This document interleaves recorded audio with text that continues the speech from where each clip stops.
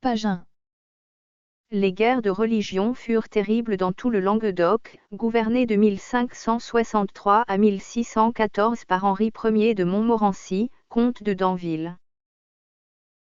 Dans l'Hérault, la réforme touche d'abord Montpellier.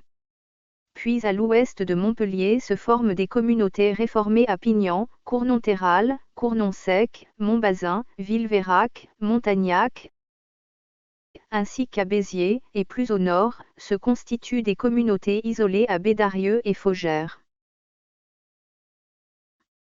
Les protestants commencèrent par s'emparer des villes de Béziers, 1561, de Saint-Pons, 1562, d'Agde, même année, de Montpellier, 1567, et de Lodève, 1573, où ils se livrèrent à toutes sortes d'excès, maltraitant les populations, pillant ou livrant aux flammes les maisons et les monuments publics.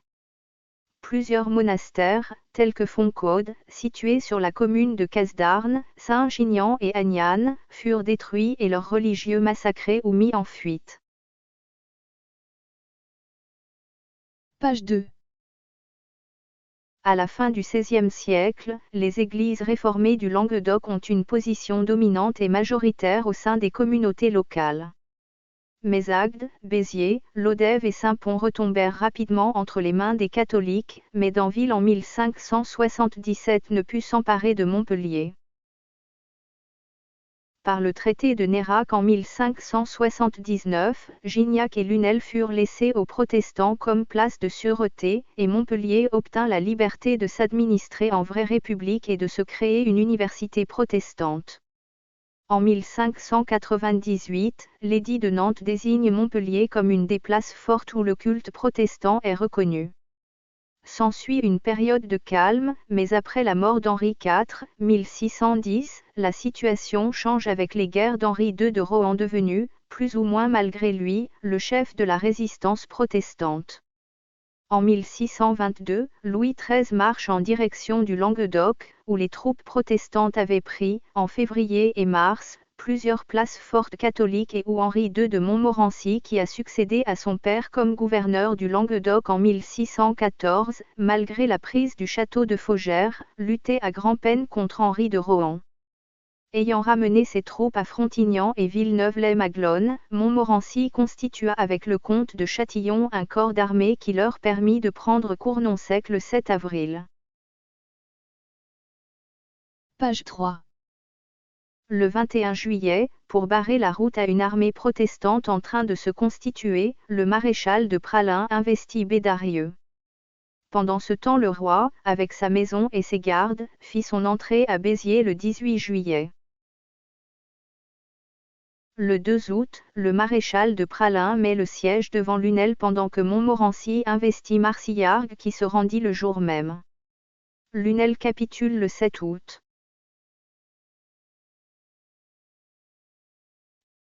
Louis XIII dirige le siège de Montpellier qui capitule le 20 octobre au bout de 2 mois. La capitulation accorde aux protestants la pleine confirmation de l'édit de Nantes quant à la liberté religieuse, mais supprime la République de Montpellier créée en 1579. L'autorité du roi fut donc rétablie et symbolisée par la construction en 1624 d'une puissante citadelle, lycée Joffre actuel. Page 4.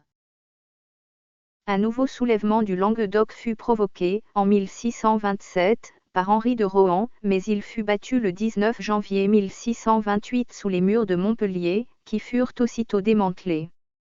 Lodève et Saint-Pons, qui avaient également pris les armes à l'appel de Rohan, perdirent à leur tour leurs fortifications, de même qu'un grand nombre de bourgs et de villages, qui s'étaient entourés de remparts.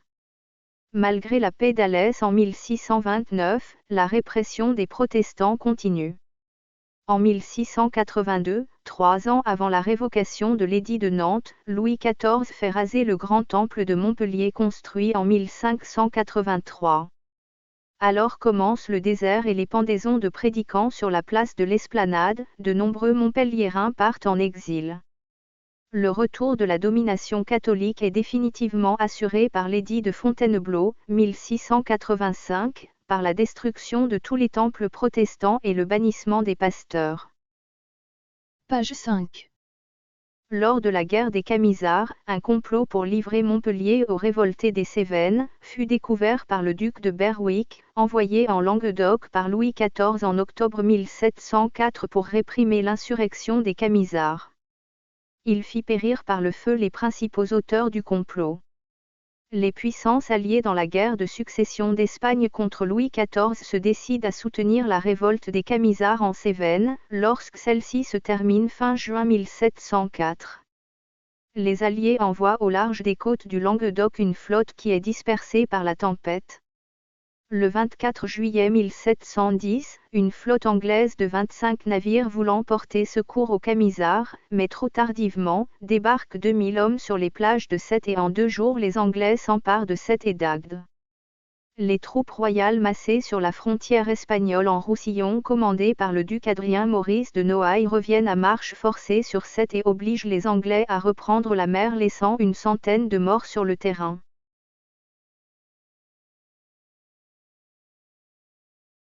Page 6. La fin des tensions religieuses dans le pays n'adviendra qu'en 1787 avec l'édit de Versailles. Cet édit, dit édit de tolérance, conserve le catholicisme comme religion d'État du royaume de France et ne reconnaît aucunement la religion protestante, mais il signifie officiellement la fin des persécutions religieuses et donne un statut juridique et civil aux non-catholiques. Il faudra attendre 2 années supplémentaires pour que la liberté de religion soit accordée à tous avec la Déclaration des droits de l'homme et du citoyen. Deuxième partie. Des villes et des villages du Biterrois et des hauts-cantons dans la tourmente. Dans le Biterrois. Béziers, Minerve, Saint-Chinian, Saint-Pons. Dans les hauts-cantons. Faugères, Luna, Clermont-Lérault, Lodève. Bédarieux et Gressessac.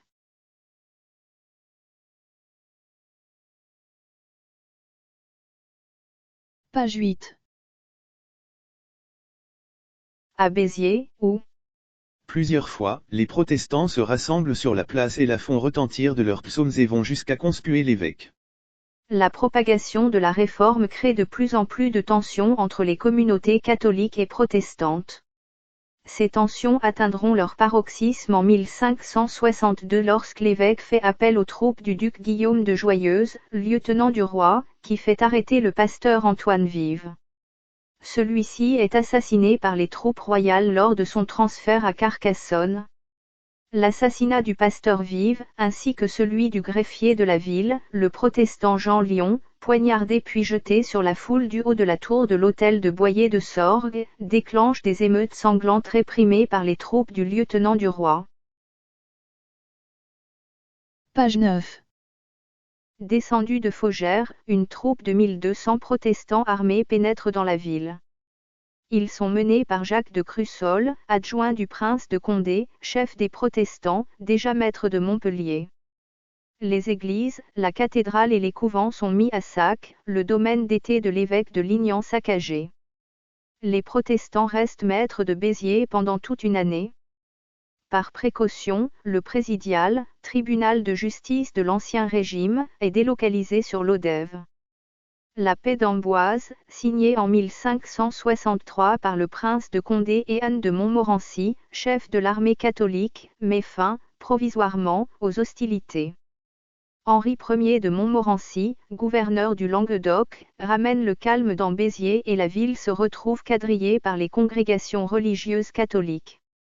Henri IV met fin à la guerre civile avec l'édit de Nantes en 1598. Un article de l'édit interdit aux réformés de construire des édifices religieux dans les villes épiscopales. Un temple ne sera construit à Béziers qu'en 1861, remplacé en 1899 par le temple actuel. La même année Béziers se voit accorder par lettre patente la création d'un collège royal, le futur lycée Henri IV. Page 10. En février 1582, le château royal de Minerve, gouverné entre 1500 et 1632 par les barons de Rieux, est occupé par surprise par le capitaine Pierre Bacon, chef de guerre protestant. En juillet de la même année, les troupes catholiques du duc Henri Ier de Montmorency, gouverneur du Languedoc, conduites par le baron de la Jugie de Rieux, mettent le siège devant Minerve et obtiennent en septembre la reddition et le ralliement du capitaine Bacon. En 1632, lors de la rébellion du duc Henri II de Montmorency contre Louis XIII, François de Rieux, gouverneur de Minerve, s'associe à cette révolte et s'oppose au pouvoir royal. Avec ses troupes armées, ses châteaux de Rieux et Minerve, le comte de Rieux représente une menace militaire pour la ville de Saint-Pons-de-Thomières et il tente par l'intimidation d'obtenir le soutien de son évêque Pierre de Flérin. Ce dernier, invité à se rendre à Minerve, adopte une position neutre qui permet à la ville de Saint-Pons d'éloigner la menace armée. La défaite du duc de Montmorency en 1632 signe la perte de pouvoir des grands féodaux en Languedoc. Le syndic représentant le diocèse civil de Saint-Pons obtient en 1637 le démantèlement du château de Minerve. Les ruines actuelles datent de la destruction de cette forteresse royale, et non de la période de la croisade. Page 11. Au XVIe siècle, c'est le début des guerres de religion en France, et Saint-Chinian ne sera pas épargné. En 1567, les troupes protestantes du baron de Faugères s'emparent du village et ravagent l'abbaye.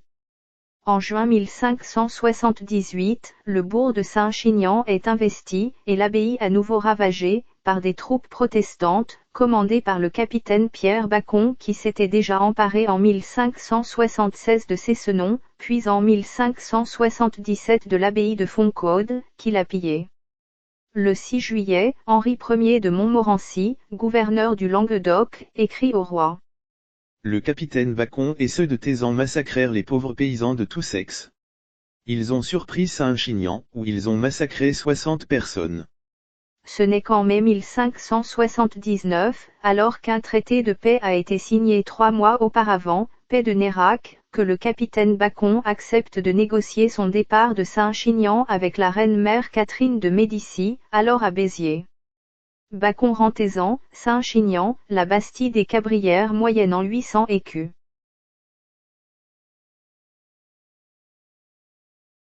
Page 12. En l'absence du seigneur évêque, les protestants s'emparent en 1567 de la ville de Saint-Pons et l'occupent plusieurs mois.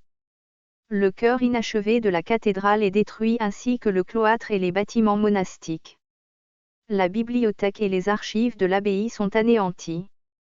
Saint-Pons se trouve au cœur des conflits de la région jusqu'au début du XVIIe siècle, des combats ont encore lieu à Courgnoux en 1625.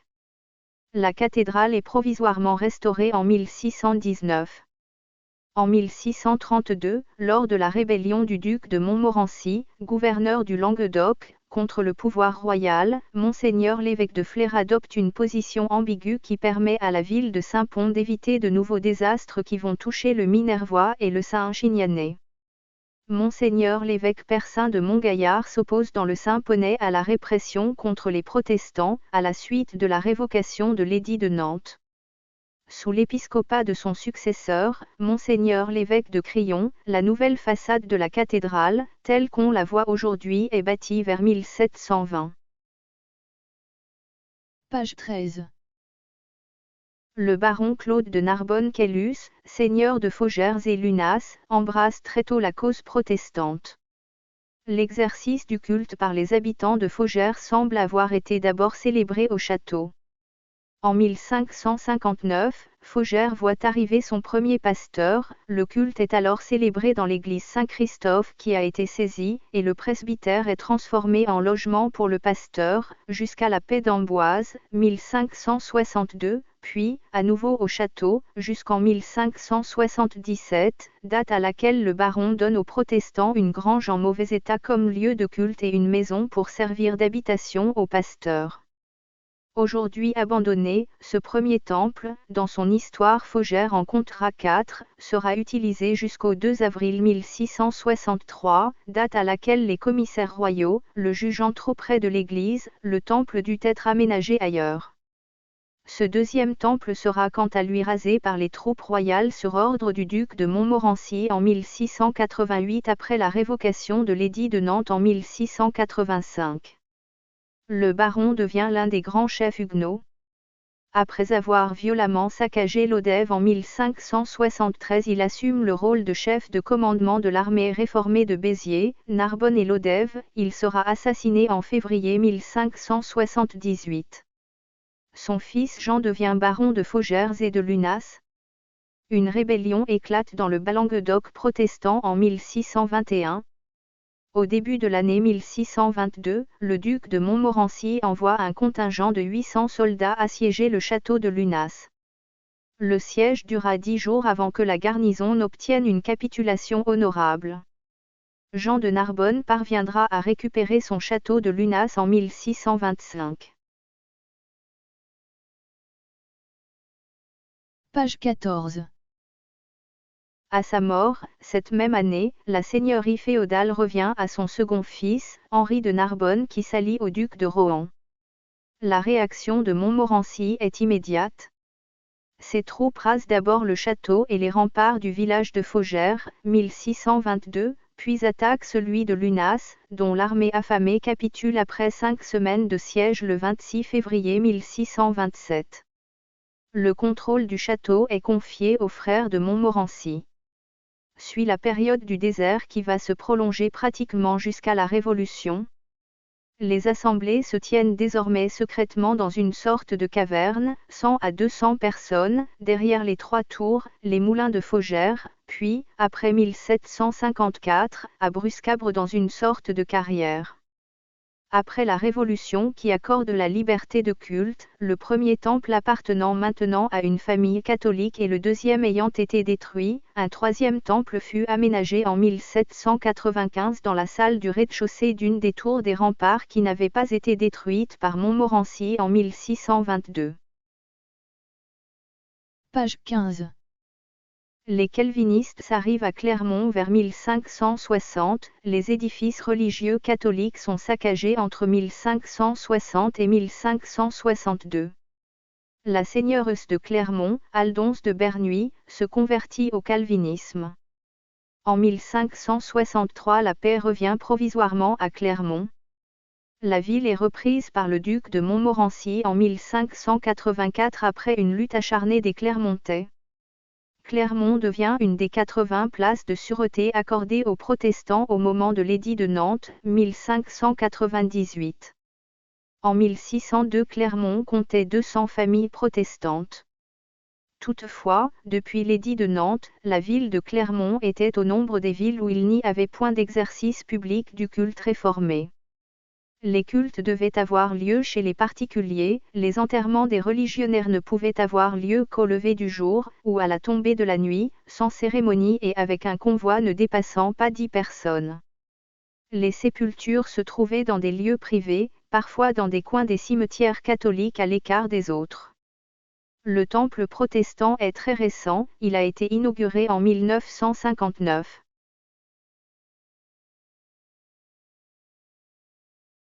Page 16. Le 1er mai 1562, 1500 soldats huguenots, sous la conduite de leur capitaine, Colombier et Mestre assiègent la ville de Lodève. Ils sont rejoints le 4 mai par une troupe nombreuse conduite par le chef protestant Jacques de Crussol, sieur de Baudinet qui vient de s'emparer de Clermont. Le 12 mai, le vicomte de Joyeuse, lieutenant général en Languedoc, envoie des troupes au secours de la ville et les assiégeants se retirent. Les qualités militaires déployées par l'évêque Claude Brissonnet pendant le siège de la ville avaient frappé le vicomte de Joyeuse, qui le nomma gouverneur de la ville et de tout le diocèse. Aussi à l'aise sur un cheval que sur son trône épiscopal, Brissonnet s'empara en personne de la ville de Gignac, que tenaient jusqu'alors les protestants, et marcha ensuite sur Clermont dont il s'empara dans la foulée, sans aucune effusion de sang, 20 juillet 1562. toujours en cette même année 1562, l'évêque fit délivrer la couvertoirade par une troupe de 30 cavaliers. À la suite d'un jugement, plutôt expéditif, 43 protestants, qu'on avait mis au fer au second étage du clocher de la cathédrale, furent exécutés, 5 octobre 1567. Excédés, les calvinistes de Lodève se soulevèrent une seconde fois le jour de Noël de cette même année 1567. Ils marchèrent sur l'hôtel de ville, mais ne purent s'en emparer. Page 17. Lodève est prise par les protestants commandés par Claude de Narbonne, baron de Faugères, le 4 juillet 1573. À la faveur de la nuit, Claude Brissonnet s'enfuit à Saint-Étienne de Gourgat. Par la suite, la plupart des notables catholiques, chassés de la ville, vinrent l'y rejoindre. La ville est pillée, les protestants détruisent complètement le palais épiscopal attenant à la cathédrale, la nef de la cathédrale ainsi que la demeure de Brissonnet. La relique de Saint Fulcran, évêque de Lodève à la fin du Xe siècle, crédité de nombreux miracles, profondément vénéré par la population, est sorti de sa chasse à la cathédrale, traîné en ville sur une claie, le baron joue dans la rue avec la tête du saint. Par la suite, en 1578, le baron ayant rendu visite à sa mère à Luna, il est attaqué dans la nuit, décapité, et l'on s'amuse avec sa tête dans les rues de Lodève. La ville de Lodève aurait dû être restituée aux catholiques après la conclusion de la paix de Loches, en mai 1576, mais restera entre les mains des protestants jusqu'en décembre 1576. La reconstruction de la cathédrale, saccagée en juillet 1573, sera confiée en 1634 à Charles Viguier, maître maçon de Pézenas. Grâce à la générosité de l'évêque et du chapitre, les travaux seront rapidement terminés, vers 1640.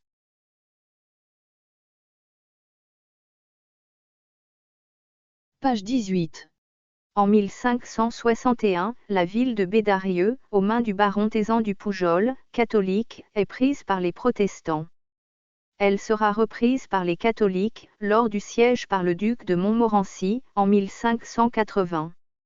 Une première trêve aura lieu en 1589, avant une pacification sous le règne d'Henri IV. Un premier temple, construit au XVIIe siècle, a été démoli jusqu'en ses fondements suite à la révocation de l'édit de Nantes. Sur le même emplacement, le temple actuel a été construit entre 1805 et 1819. Détruite 3 fois en 1364 par les troupes anglaises, en 1563 par les protestants et en 1622, l'église Saint-Alexandre fut reconstruite de 1630 à 1687 sur le même emplacement. Le clocher, quant à lui, fut commencé en 1707 et terminé en 1724. Parce qu'il incarnait la résistance du désert à la répression, Paul Rabot, né à Bédarieux en 1718, fut particulièrement recherché, sa tête fut mise à prix. En 1741, il est à la tête de l'église de Nîmes d'où il multiplie les démarches pour obtenir une amélioration légale de la vie des protestants, et en particulier la libération des prisonnières de la tour de Constance. Il meurt à Nîmes en 1794.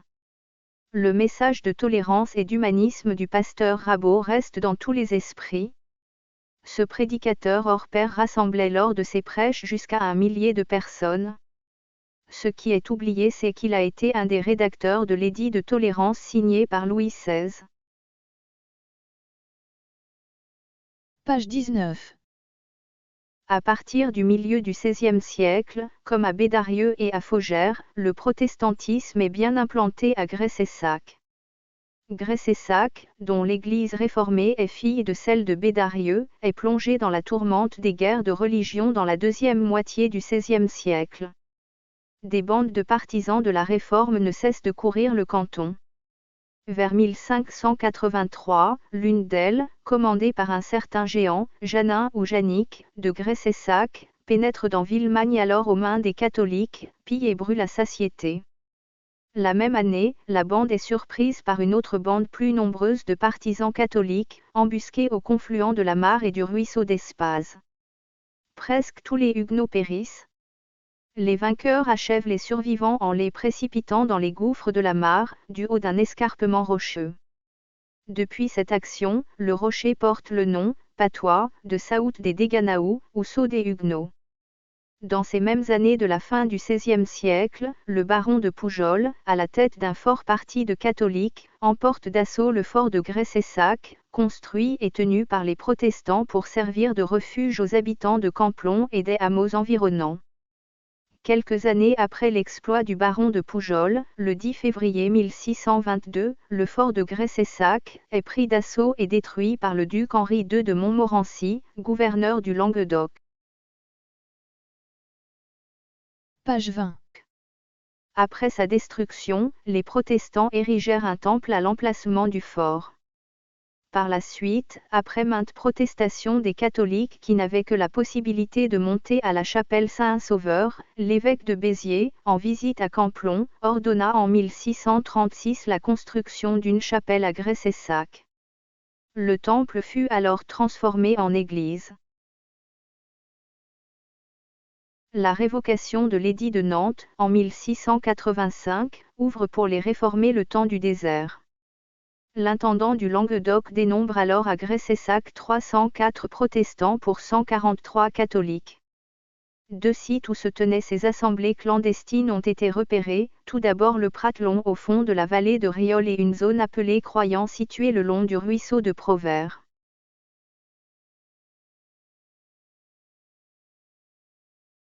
En 1730, un rapport d'un espion détaillé hameau par hameau a été établi pour l'évêque de Béziers sur tous les huguenots du lieu. L'église dans sa forme actuelle fut construite en 1837. Le temple actuel, rénové dans les années 1920, date de 1840.